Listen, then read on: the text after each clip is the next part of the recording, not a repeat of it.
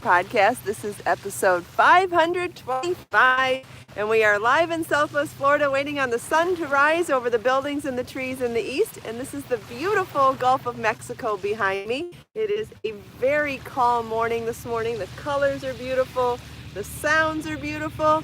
And if you're joining me live, please say hello. Let me know if you're crafting this morning. Let me know where you're from, or ask me any questions, whatever you feel like sharing. Yes, it is a beautiful morning. Good morning, Pamela. Hi, Grace and Sulaf, Judy, Cherie. Hi, Christine, and good morning, Joe. Happy Friday, everybody. Hi, Lisa and Diane, Melissa, Sandshell, Judy, Thea, Lily. Thanks for joining live, everybody. Hi, Janet.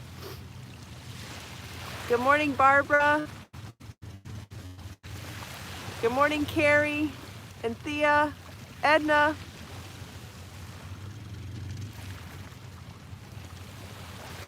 Happy Friday, everybody. Welcome back to Create, Share, Inspire podcast. This is episode 525, and we are here live in Southwest Florida. The sun's just about to rise over the buildings and the trees in the east, and this is the beautiful and calm Gulf of Mexico behind me. It looks quite clear this morning, too. So pretty. Hi, Barbara. I'm wearing the Ashley knit hat, which is available as a PDF download pattern for $1.99. It comes in 10 sizes, 5 children sizes and 5 adult sizes. It uses Biso baby yarn. This is in colorway platinum, and I show you resources for how to find the faux fur pom-poms there as well. Yes, the colors are so calming and beautiful today. Just the water being so smooth is very calming as well. And that reflection of the light from the sky on the water, just spectacular. Thanks, Grace. I love the hat. It's probably not cold enough to wear it here, but I put it on this morning anyway. It was cooler when I thought I was waking up, and I thought it was about 10 degrees colder than it actually is, but once I already dressed like this, I was kind of committed for here, so we'll see how hot it gets when the sun comes out. Hi, Gay. Thanks for joining live. I am also working on a second hat of the Ashley knit hat to do a video tutorial on it. And so I thought I'd show you some of the components of it this morning. Hi, Stacy. Good morning. So when I start a project in the round, I don't often join right after the cast on edge for a couple of reasons. Thanks, Edna. And one of the reasons being that it can be very difficult to make sure that your project isn't twisted. And the way to make it a ton easier with only one extra step is to just work the first round as a row, or the first 2 rounds as rows, and then it's much easier to see if your project is twisted or not. Now, depending on the stitch pattern you use, you might have to adjust converting something from rounds to rows. But for this one, I'm using 1x1 ribbing, so it is so easy to convert from rounds to rows. It's still, because it's an even number of stitches, it's exactly the same on both sides. So it's knit 1, purl 1 if you're working in the round, and if you're working in rows, it's knit 1, purl 1. When you go into odd numbers of stitches, and this is a whole subject that we could talk on for hours and hours, it's very interesting that converting things from rows to rounds is a whole science in itself. And when you go from the multiple to not the multiple, even more science involved. But for knit 1, purl 1, it's exactly the same. If you were doing a garter stitch border, knit every stitch. Another one that would be super duper easy to do this for. But I find that if I knit 1 or 2 rows first before joining in the round, it eliminates that risk factor of twisting your stitches so much easier. And your gauge ends up being a little bit, I don't know if gauge is the right word, your stitches end up working their way around the circular a lot better after those first 2 rows than when it's just the cast on edge.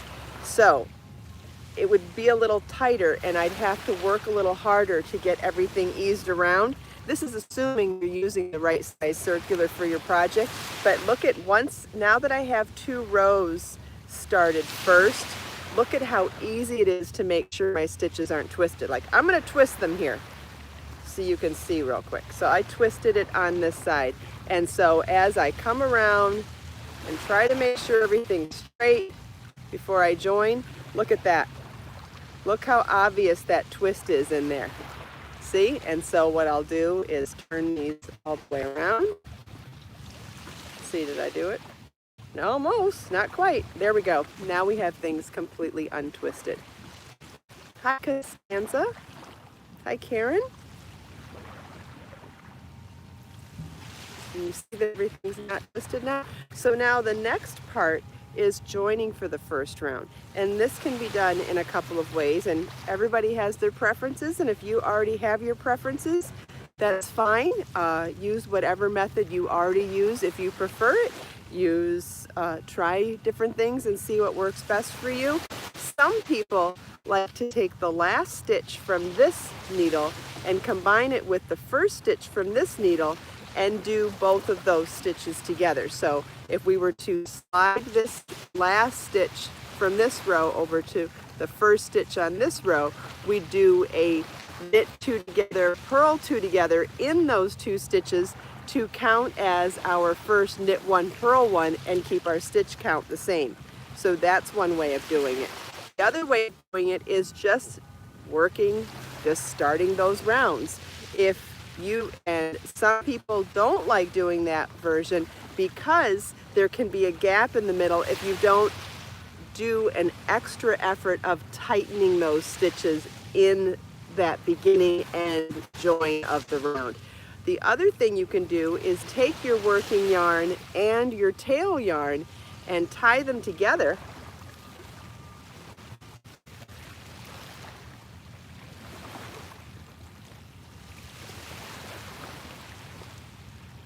Like this.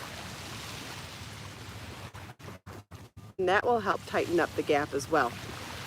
If you start noticing a gap after you've done a round or 2, you can tighten it up by being, normally we try to keep our gauge and our tension on our yarn loose and even, but when you're finding that there is a gap there because there was not enough tension on the join originally, you can tighten it up a little bit when you're doing those stitches on either side of the join. The other thing you can do is when your hat is completely finished, if there is still a gap there in the first couple of rows, you can take your tail yarn. As you're weaving in the loose ends, you can fortify that little gap while you're weaving in your loose ends through there. Since we did our first 2 rows not as rounds, we will have a little gap here. See how there's a little bit of an edge there from those first 2 rounds being worked as rows. So we'll need to, when we weave in the loose ends, we'll also need to sew up that little bit of a seam. It's very minor, less than ½ an inch, but it will need to be seamed at the end. Otherwise you'll have a little gap right there. Does anybody have any questions about any of that? See, there's lots of side conversation going.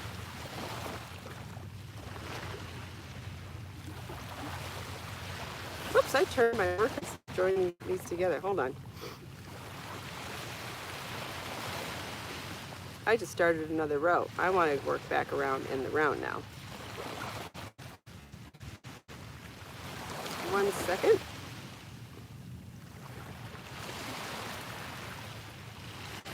I should have shown you how I was tinking back out of the row. Tinking is that casual word that some people use for joining or for unraveling their stitches. Sorry, if I need to do that again, I'll show you. Okay, so because I did 2 rows and not 1 row, I won't be able to tie my tail to my working yarn to join up that seam because they're both on the same side. So I will show you the other version now instead, and that's taking the last stitch that we just worked and adding it back to our left needle to then knit 2 together and purl 2 together, those first 2 stitches together to create our join.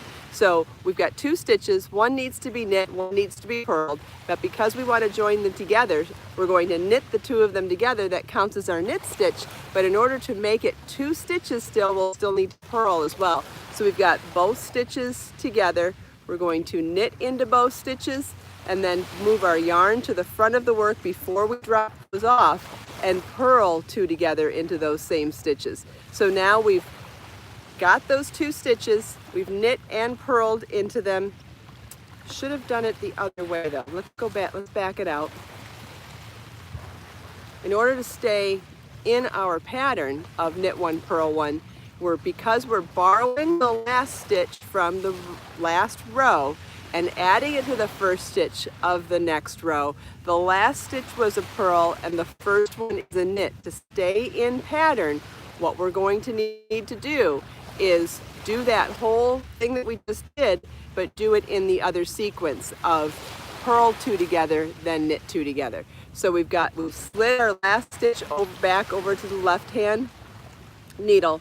We're going to move the yarn to the front of our work, purl 2 together, then yarn to the back of the work, knit together, and now so our next stitch facing us is a purl, so now we're back to our established stitch pattern of knit 1, purl 1. And I'll work that all the way around. This is a very secure join, working the 2 stitches from either side of the row together. It's a great way for joining in the round. If you find that there's still a little bit of gap there, I would still put extra tension on your yarn when you're working across those stitches. Cherie says she has problem with her stitches getting loose as she knits. You know, that comes with practice. Just, I'm sure you had irregular tension when you first started crocheting as well. So you can also just keep practicing. Yes, someone else mentioned that you could cast on an extra stitch so that when you do that knit 2 together, it ends up deleting the extra stitch. You could do it that way as well.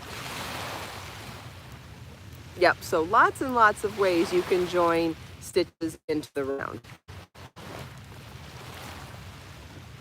I see quite a few people talking about my last episode of Cooking Live with Kristin. Last night we did episode 6. We made pesto sauce, homemade, and then I showed how to use pesto sauce 3 ways, including putting it on salmon and roasting it in the oven, then adding it to a bruschetta crostini that we popped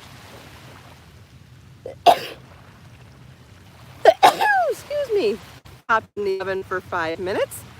And then we also added our homemade pesto to some caprese salad skewers. So what I was trying to accomplish last night was not only showing you how easy it is to make homemade fresh pesto sauce, but also how to, I thought it was really interesting to show it at different levels of being cooked. So we cooked it with the salmon for 15 minutes or so. We cooked it with the crostini for about 5 minutes, and we served it raw on the salad. And it was interesting to see the changes in the sauce as it gets cooked. The other thing that I wanted to do last night, one of the reasons behind that particular menu, is a lot of people have been requesting to show healthy appetizers with the holidays around the corner.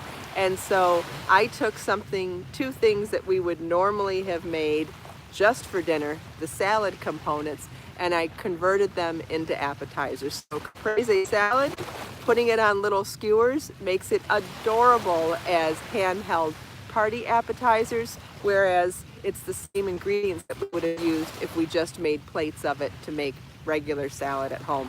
Same with the crostini, adding a chopped fresh tomato salad to the pesto and the bread, just presented it as an appetizer, whereas that salad is just amazing on its own as well.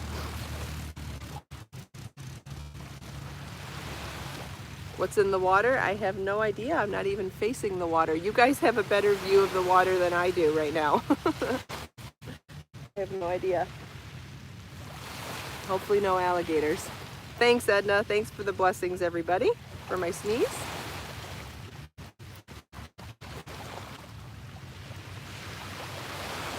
Well, if it's still there, there's a jet ski over there, if that's what you're talking about. I don't know if you can see the jet ski in the, more than likely, if you saw an animal breaching, it was a dolphin, not a shark.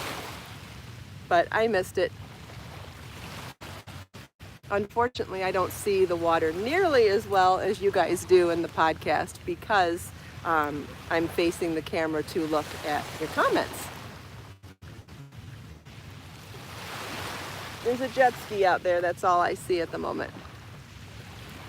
Yeah, there have been some pelicans flying by this morning. You probably saw that as well. The jet ski is on that side, so I don't know if you can see it. No,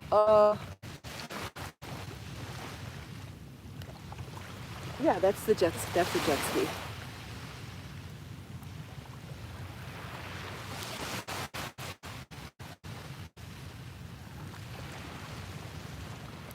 When I get back around to the seam, I'll show you again what my seam looks like.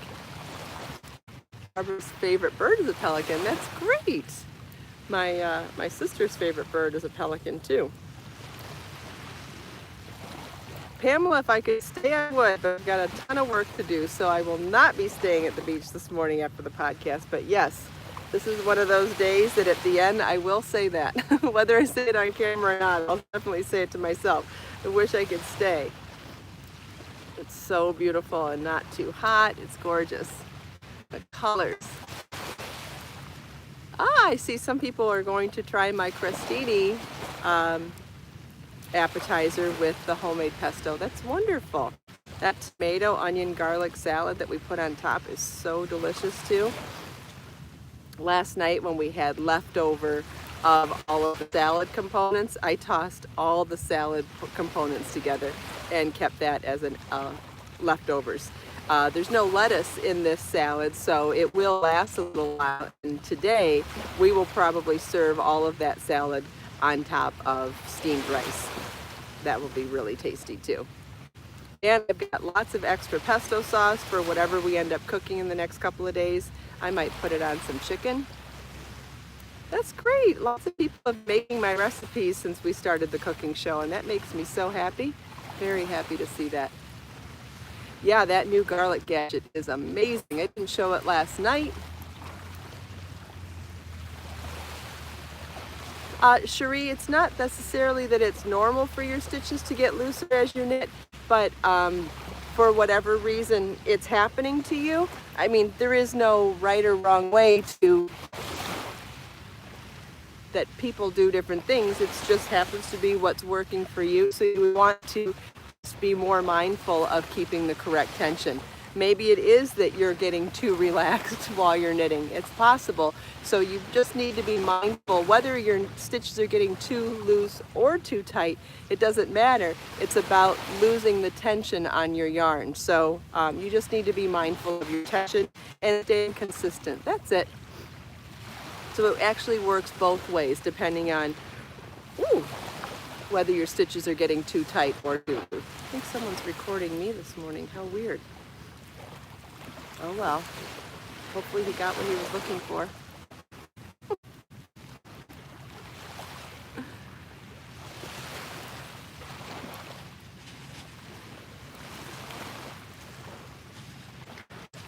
And be mindful of your tension and your gauge. That's it. I think that that's the key to it. Okay, so we are back at the join now. Yes, it is weird to be photographed by a stranger that doesn't say anything to you.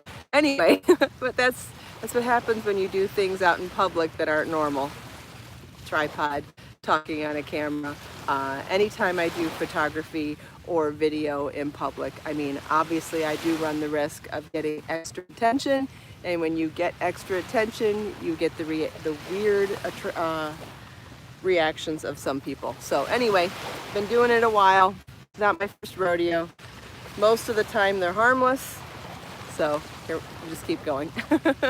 All right, so we're back to our join, and what I'm going to do is add extra tension to my stitches at this spot. This is something I would not do any other time, but I'm going to give the yarn a good tug after each stitch. So I last purl from the end of the round. I've moved my yarn to the back. I'm going to knit, put extra tension on my yarn, and knit the first stitch at the beginning of the round, put a little more tension on it, pull it to the front of the work, and purl the next stitch with extra tension. So I did 3 stitches under tension, and I'm going to go back to my normal.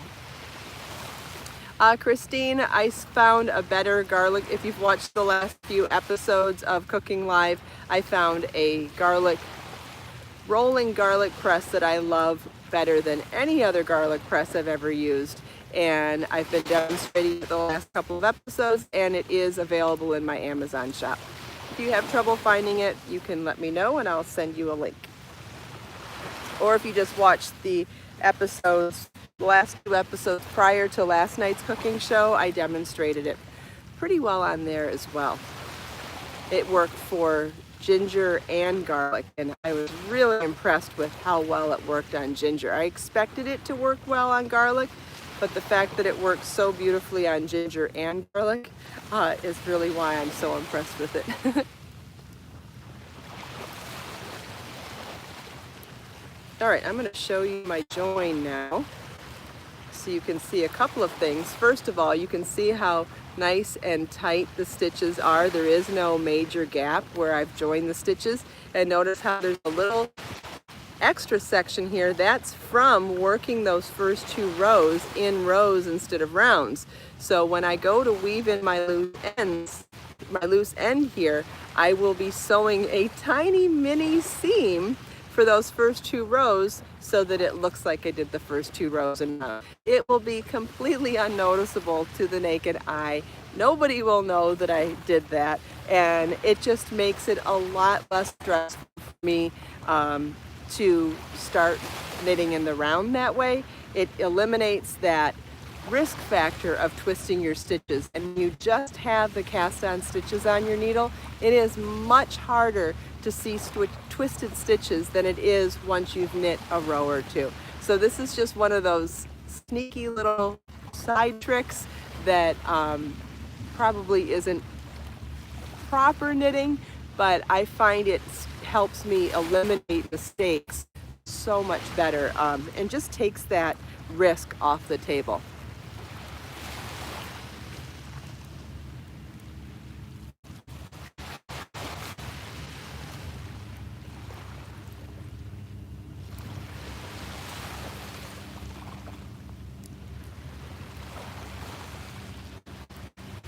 Somebody asked what I'm making. I'm making a second version of the Ashley knit hat for to be able to make the video tutorial for it.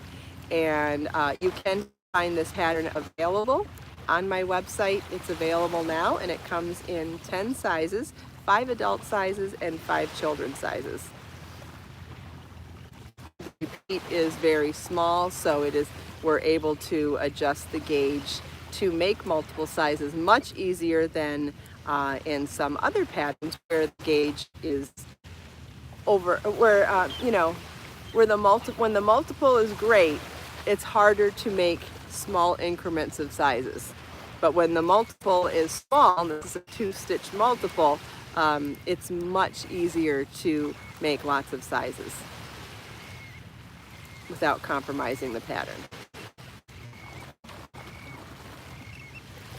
So we've got everything from newborn to extra large man included in the pattern, which is amazing.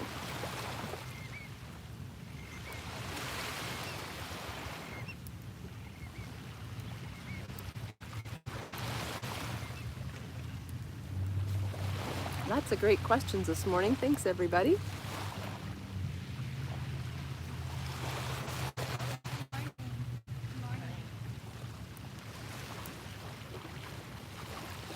Melissa, I don't switch to DPNs when I do this type of a hat on circulars, but I do a type of cinching at the top to eliminate it, because I find that A lot of people that want to knit hats get really intimidated by the double pointed needles. You could and make a graduated crown for sure, or you could do a top down and make a graduated crown. But when I make super simple, easy hats for beginners on circulars, I keep the decrease round to only 2 rounds of decrease at the top, and then we cinch the rest of the stitches together. So you don't need double pointed needles for doing super easy patterns that I make for knit hats. Some of the other patterns that involve DPNs, but this particular one was designed and written to not require them.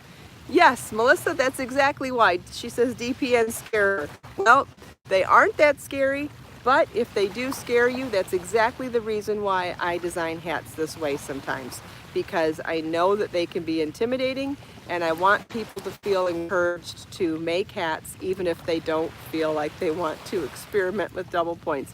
I don't want it to be like, oh, you can't make hats if you don't. So that's why I design hats this way. It's a little unusual, but it allows more people to make hats, which I think is a good thing.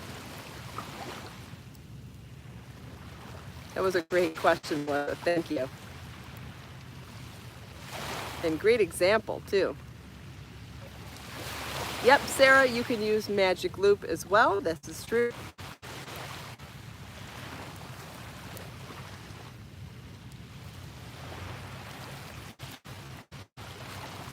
And when I get to that point on this hat, I'll show you how I do it. I do like a combination, a slight version of magic loop at the top, but it's just so easy with the shorter circular, and when I do the videos on this, you'll see. Yes, Pamela, just like with the cast on, there are different roads to get everywhere in knitting, and that's kind of the fun of it. Whatever works for you is the method that you can use, and that's wonderful. Longer circulars than you need. You can Google it and find out more information about that. It's pretty cool. The majority of my projects, so I wouldn't want to use it here where I'd have to do the magic loop every round, but I like it when doing decreases. And that's me. I'm using a very small circular here. I forget what size it is. It's like 16 or 18. It's whatever size. This is my preferred size of circulars for hats because it's just easy to work in the round. They fit hats perfectly. So and they come in various sizes depending on the brand, but if you can find 16-inch, 18-inch, 20-inch, somewhere in that range, 16 or 18 preferably, they are absolutely ideal for making hats.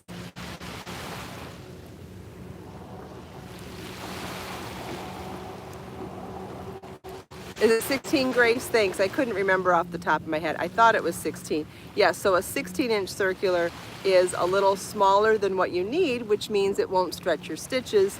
So 16-inch circular, I would buy a 16-inch circular on any size needles you think you will use for hats. I think they're amazing. I do have a set of multi-sizes in 16-inch circulars in my Amazon shop if you wanted to try those. They're a really affordable set if you wanted to just try something out. I don't recommend buying super expensive tools until you're committed and want to stick with it. So if you want to just try it out, there's a set there. It's amazon.com/shop/Kristin Omdahl.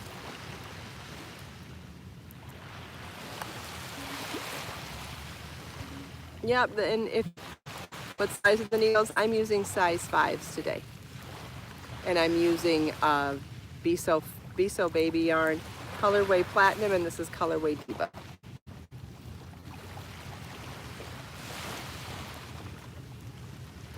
Yep, circulars come in all sorts of materials. I'm using metal ones this morning. I also use bamboo. But my size preference for smaller projects is definitely that 16-inch circular. Thank you. I love color Diva. It's a bright raspberry pink. Made a very cute hat.